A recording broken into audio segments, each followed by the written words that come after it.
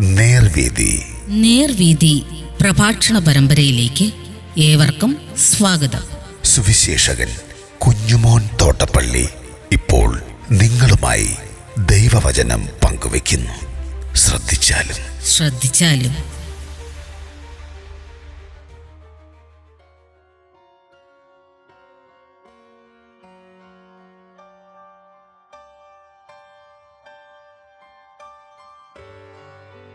അവൻ വീണ്ടും വരും. ദൈവനാമത്തിന് മഹത്വമുണ്ടാകട്ടെ. അപ്പോസ്തല പ്രവൃത്തികളുടെ പുസ്തകം 1-ാം അധ്യായത്തിൻ്റെ 9 മുതൽ 11 വരെ ഞാൻ വായിക്കുന്നത് ശ്രദ്ധിച്ചാൽ, ഇത് പറഞ്ഞ ശേഷം അവർ കാണുകെ അവൻ ആരോഹണം ചെയ്തു. ഒരു മേഘം അവനെ മൂടിയിട്ട് അവൻ അവരുടെ കാഴ്ചയ്ക്ക് മറഞ്ഞു. അവൻ പോകുമ്പോൾ അവർ ആകാശത്തിലേക്ക് ഉറ്റുനോക്കുമ്പോൾ വെള്ളവസ്ത്രം ധരിച്ച 2 പുരുഷന്മാർ അവരുടെ തലയ്ക്കൽ നിന്ന്, ഗലീല പുരുഷന്മാരെ, നിങ്ങൾ ആകാശത്തിലേക്ക് നോക്കി നിൽക്കുന്നത് എന്ത്? നിങ്ങളെ വിട്ട് സ്വർഗാരോഹണം ചെയ്ത ഈ യേശുവിനെ സ്വർഗത്തിലേക്ക് പോകുന്നവനായി നിങ്ങൾ കണ്ടതുപോലെ തന്നെ അവൻ വീണ്ടും വരും എന്ന് പറഞ്ഞു.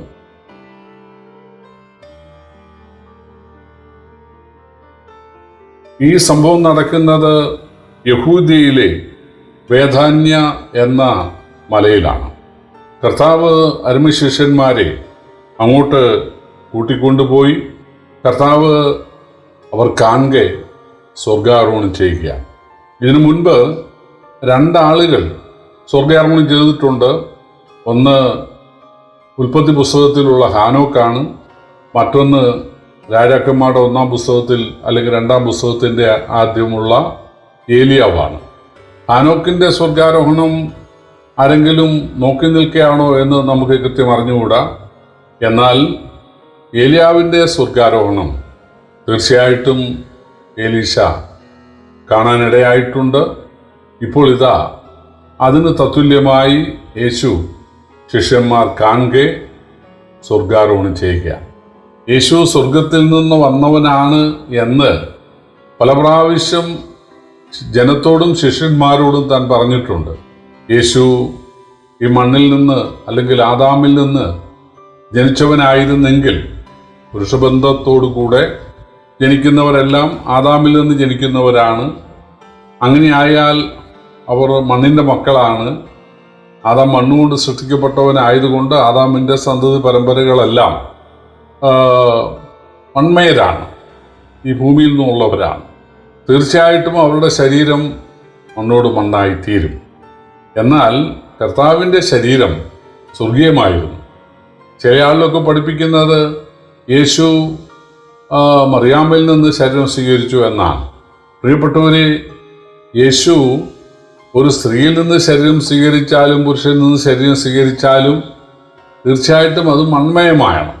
എന്നാൽ സ്വർഗത്തിലെ ദൈവം മനുഷ്യനെ രക്ഷിക്കുവാൻ മനുഷ്യനാകാൻ ആഗ്രഹിച്ചപ്പോൾ പാപമില്ലാത്ത മനുഷ്യനാകേണ്ടത് ആവശ്യമായിരുന്നു. എങ്കിലേ ദൈവം നീതിക്ക് തൃപ്തി വരികയുള്ളൂ. പാപിയായ ആദാം നരകശിക്ഷ അനുഭവിക്കണം. എന്നാൽ യേശു ആദാമിൻ്റെ പരമ്പരയായിട്ടല്ല, അതായത് ആദാമിൻ്റെ വംശാവലിയിൽ അല്ലെങ്കിൽ ആ പരമ്പരയിലുള്ള ഒരു സ്ത്രീയിൽ നിന്നോ പുരുഷനിൽ നിന്നോ ഒന്നും അല്ല യേശു ജനിച്ചിട്ടുള്ളത്. യേശു സ്വർഗത്തിൽ നിന്ന് ഒരു ദിവ്യമായ ശരീരത്തോടു കൂടെ ഭൂമിയിലേക്ക് വരികയായിരുന്നു. അതായത് ഒരു ഷേപ്പ് എടുക്കാൻ ഒരു കന്യകയുടെ ഗർഭാശയത്തിലൂടെ എന്ന് പറഞ്ഞാൽ സ്വർഗത്തിലെ ദൈവം ഒരണുവോളം ചെറുതായി എന്നർത്ഥം. ശിഷ്യന്മാർ കതകടച്ച് ഒരു മുറിയിൽ ഇരുന്ന സമയത്ത് കതക് തുറക്കാതെ യേശു അകത്ത് എന്നത് നമുക്കറിയാം.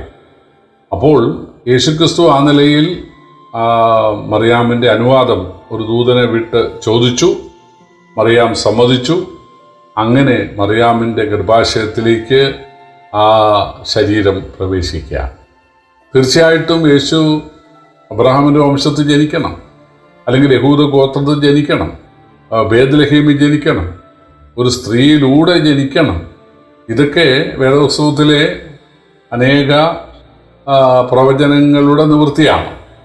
അതുകൊണ്ട് പാപമില്ലാത്ത ഒരു ശരീരത്തോടു കൂടെ യേശു സ്വർഗത്തിൽ നിന്ന് ഭൂമിയിലേക്ക് വരികയാണ്.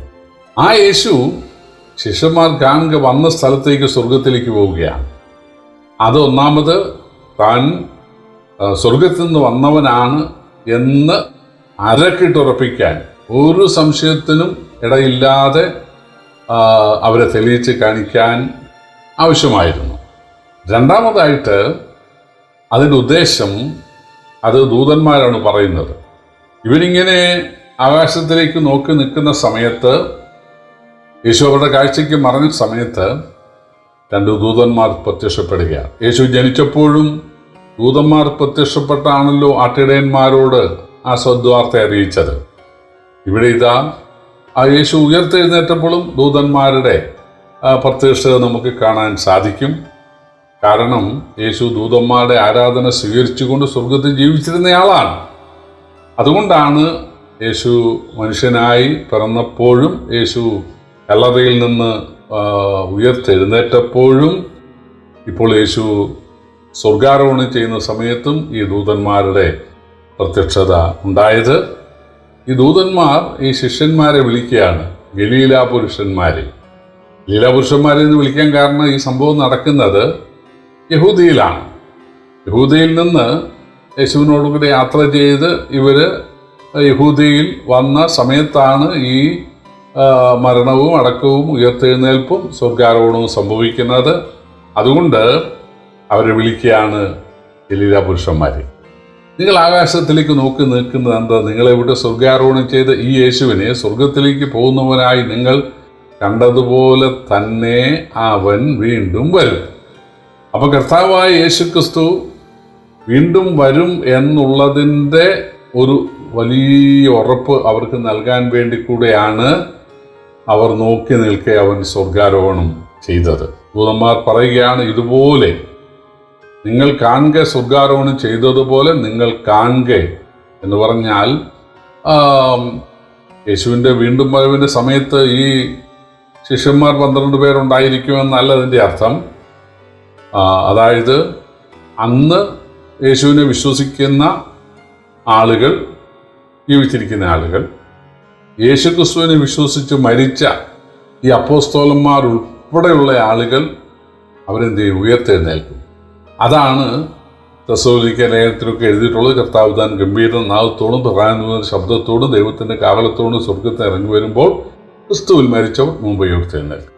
പിന്നെ ജീവനോട് ശേഷിക്കുന്ന ആളുകൾ അവരോട് ഒരുമിച്ച് തിരസ്കരിക്കപ്പെട്ട് യേശുവിനെ എതിരേൽക്കാൻ എടുക്കപ്പെടുമെന്നാണ് അവിടെ നമ്മൾ വായിക്കുന്നത്.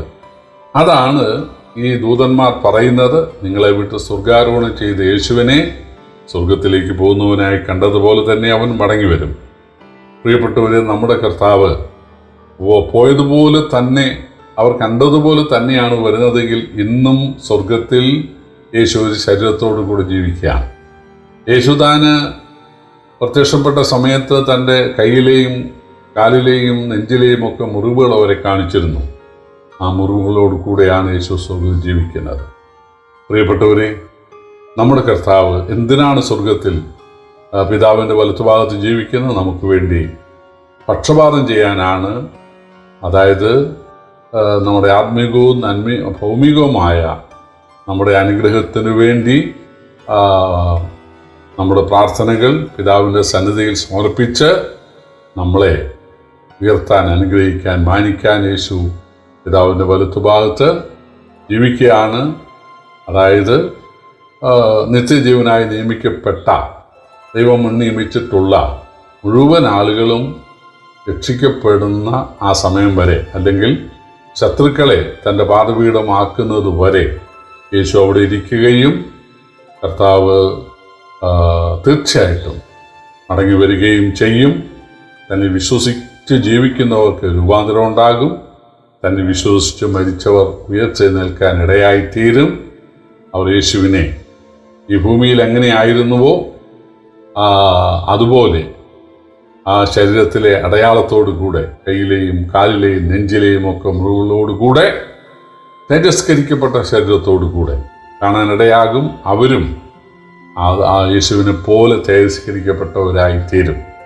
യേശുവിനും നമുക്ക് തമ്മിലുള്ള വ്യത്യാസം, നമ്മുടെ നെഞ്ചിലോ കയ്യിലോ കാലിലോ ഒന്നും മുറിവുണ്ടായിരിക്കത്തില്ല. എന്നാൽ യേശുവിൻ്റെ ആ മുറിവെന്നും ഉണ്ടായിരിക്കും. എന്തിനാണ്?